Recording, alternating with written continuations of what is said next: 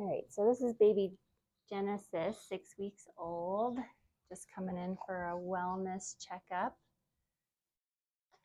First thing I always like to see is how she's sitting, if she's comfortable, if she's stiff, if she's arching, if she's got symmetrical use of her arms, hands, head.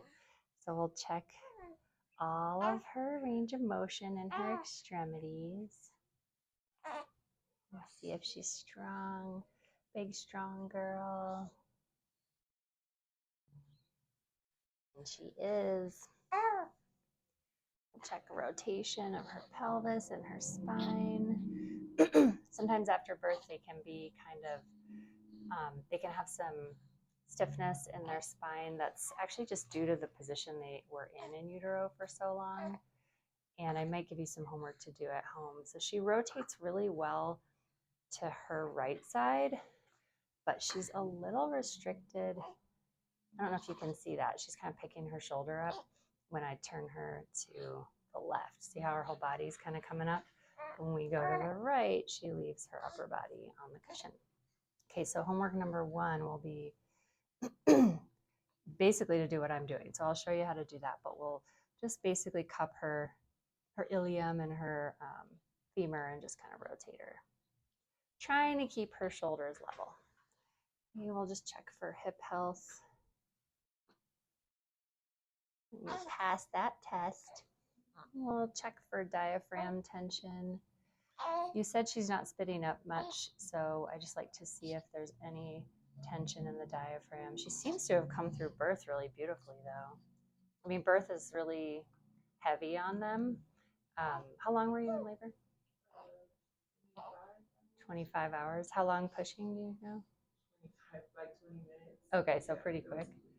So that's really good. So, but thinking about it, she's basically pushing the whole 25 hours, trying to make her way out, right?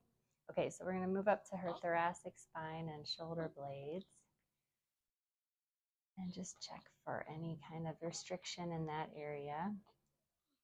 So far, I'm not finding a whole lot. So it's good news.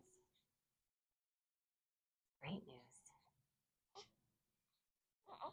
Just a little clicking in this shoulder, and this shoulder blade's a little restricted. I know, it's true. Does she smile a lot? One thing I like to do is kind of flip over, check in this position. We're matching today, Genesis. We are. And then we'll just kind of hold her up a little bit. Just give her a little extension in the thoracic spine. Just a gentle little, oh, there we go. That was it. That's all we needed. So check her head range of motion. This is where we find most of what we're looking for on a, if an infant needs any help or any work at all, it's usually going to be in the neck, which is no big surprise. She's limited a little bit in left rotation. Easy to go to the right. And we'll see if she can she's just trying, and she's laterally flexing to the right while we turn her left. So I'm going to just take a closer look at her neck here. She's also got a little bit of a tucked chin, so we'll just try to open that up a little, let you clean under the neck a little easier. So now I've just got my hand on her occiput and my fingers on her neck, like on her upper cervical. And I really like to wait, until baby's kind of turning with me. We don't force any of these. So baby adjustments obviously don't look like adult adjustments. One of the ways I like to describe it is that once we find a joint, like her upper cervical spine is lacking glide to the left, especially C1, I like to place C1 in the position that I want it in, and then let her wiggle and move around it. So it actually helps make the adjustment happen if we put it in the area that we want it in. It's not a big surprise that you don't love that, because that doesn't feel so good when you have a joint out.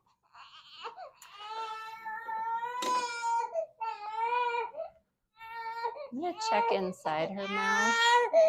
I'm going to check for the tongue and lip tie restrictions or any TMJ restrictions.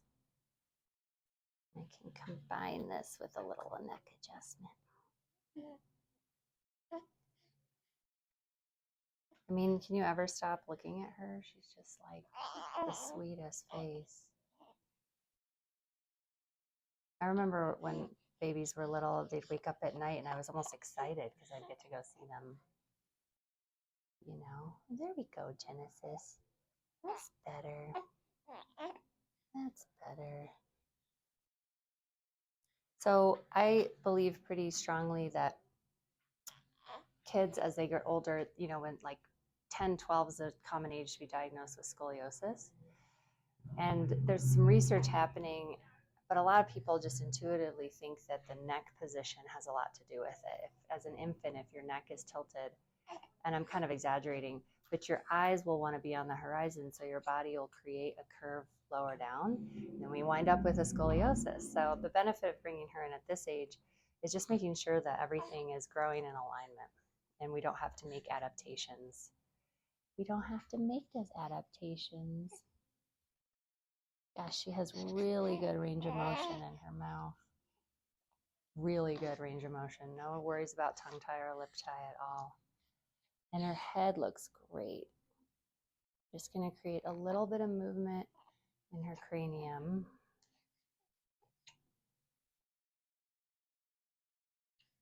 She looks great.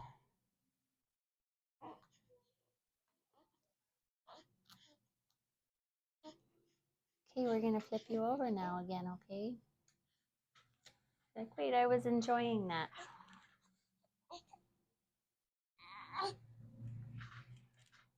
Okay, let's just check a little further down. I mean, really, Alicia, your baby's pretty perfect.